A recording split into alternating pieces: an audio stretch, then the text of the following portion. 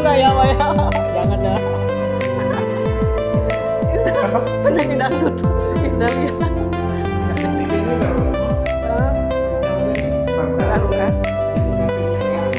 Ras Kumar.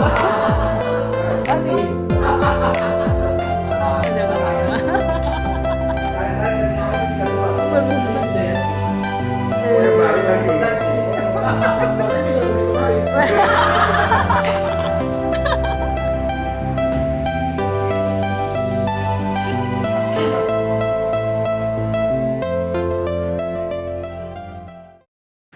Shalom Alehem, bersama Yesua Hamasiah. Ya, langsung saja ya saudara-saudara, teman-teman. Jadi kemarin itu waktu kami lagi live with Pak Joshua Tuh, ada seseorang yang komen di bawah, kira-kira begini pertanyaannya. Kak, yang waktu dulu si Sarah itu ada memviralkan dan mengata-ngatai ya Pak Joshua Tuh, memfitnah Pak Joshua Tuh, itu benar atau hoax? Dia nanya gitu. Jadi saya jawab begini ya, saya belum pernah melihat pria normal, pria waras ya, pria yang sehat itu bisa betah dengan Sarah atau tertarik. Belum pernah. Nah, saya supaya fair, saya kasih testimoni, cuman saya capek lagi ya untuk mengubuk-ubuk rekamannya ya. Mungkin teman-teman itu mengenal dengan temannya Samuel Siahaan yang bernama Amin Wijaya, yang ada juga di dunia apologet ya, di dunia debat.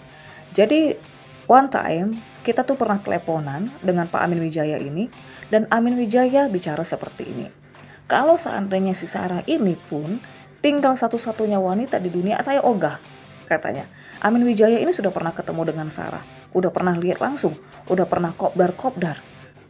Kalau yang seperti Amin Wijaya saja itu bisa kasih testimoni yang kayak begitu, berarti si Sarah ini benar-benar hancur banget. Berarti sudah hancur kalah ya Wak ya, entah dari penampilan atau dari karakter. Apalagi seorang Pak Joshua Tuh.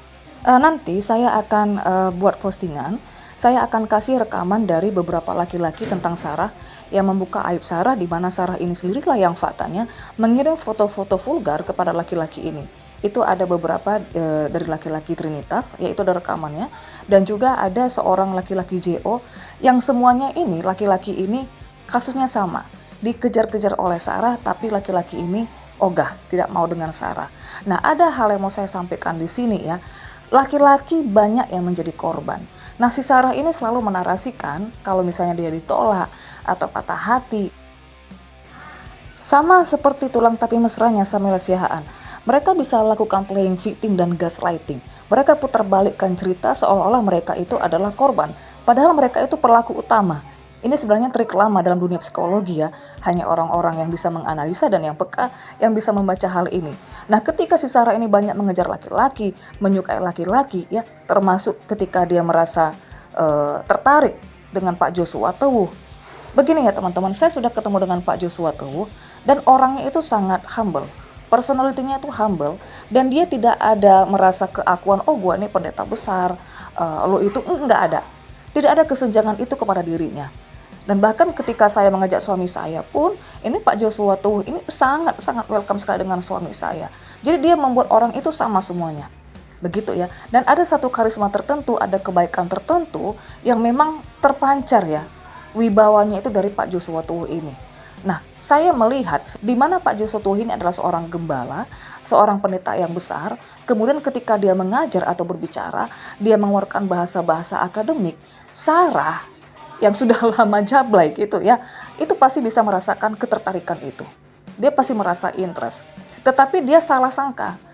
Nah, ketika Pak Joshua Tuh ini bersikap baik, ini mungkin disalahartikan oleh Sarah. Di mana mereka ini sering sekali membangun suatu hayalan-hayalan di dalam kepalanya dan mereka merasakan itu adalah suatu kenyataan. Tapi kemudian ketika mereka hidup di dalam dunia kenyataan yang sebenarnya yang tidak sesuai dengan ekspektasi mereka, tidak sesuai dengan hayalan mereka, mereka itu bisa menjadi impulsif, lose control, bisa menjadi tantrum, tidak menerima keadaan. Nah, inilah ciri-ciri seorang narcissistic personal disorder. Dan makanya ketika si Sarah ini banyak mengalami penolakan atau sakit hati, yang dia narasikan adalah bahwa semua laki-laki itu yang mengejar dia. Nah, jadi ceritanya itu bagaimana? Ya, itu tadi satu. Ini pungguk merindukan bulan. Ya, dia mungkin punya perasaan. Ya, kemudian Pak JT ini karena sudah baik menampung si Sarah, makan minum gratis di situ, ingin diberikan pelayanan. perlindungan karena si Sarah ini adalah seorang apologet pada saat itu yang sedang diincar-incar oleh Muslim karena penistaan agama yang dimana namanya sudah masuk ke daftar hitam kepolisian. Nah, jadi kemungkinan si Sarah ini ada rasa tertarik merasa menemukan seorang pelindung. Ya, kita sebagai perempuan ini kita secara psikologisnya kita senang kalau seorang laki-laki ini bisa bersikap hero. Nah, dan yang kedua itu masalah pelayanan. Jadi dulunya si Sarah ini ada masuk di dalam WA grup Pak Joshua Tuh. Tapi karena chaos, dia dikeluarkan. Dan kemudian yang ketiga, ini masalah pelayanan yang tadinya mungkin Pak Joshua Tuh ada planning nih ya, ingin mengajak Sarah untuk sama-sama pelayanan.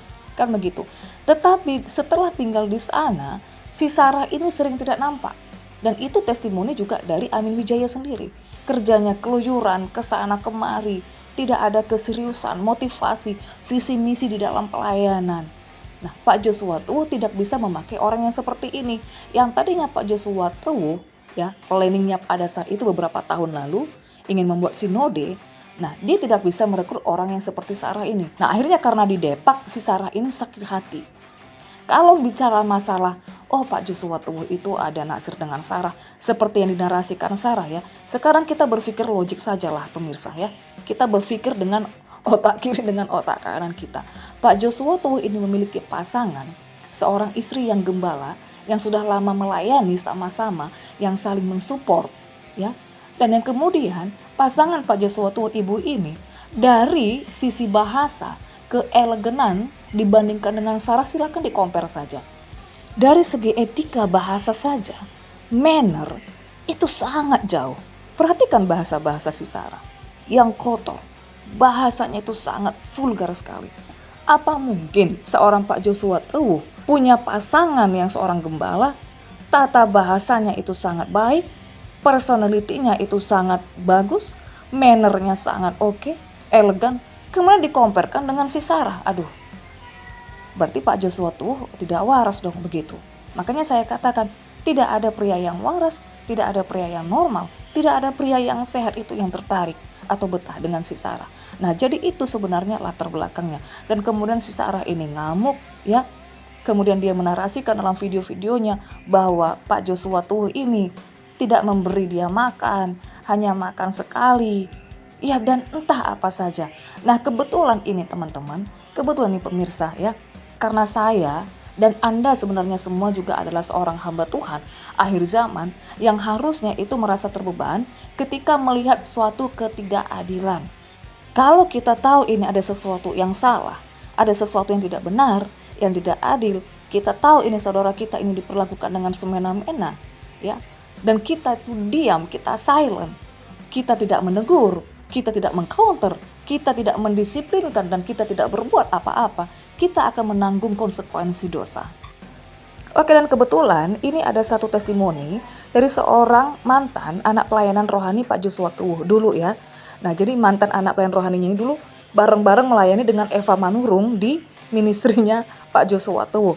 Dan bukan satu kebetulan ya, si brother ini itu ada komentar di YouTube saya dan memberikan testimoni bagaimana Pak Joshua Tuh ini dan mengatakan bahwa semua yang dikatakan Sarah itu tidak masuk akal, unlogic, karena dia sendiri sebagai anak rohani yang pernah melayani di sana itu tahu bagaimana perlakuan Pak Joshua Tuh, masalah makanan, masalah persembahan kasih atau uang pelayanan ya, dan itu semuanya testimoni dari anak pelayan rohaninya itu bagus-bagus. Nah, jadi ini salah satu testimoni untuk mengcounter semua kegilaan dan kesakit jiwaan si Sarah. Ya, silakan dibaca teman-teman dan silakan dianalisa, dilogiskan sendiri saja. Terima kasih, Tuhan Yesus memberkati.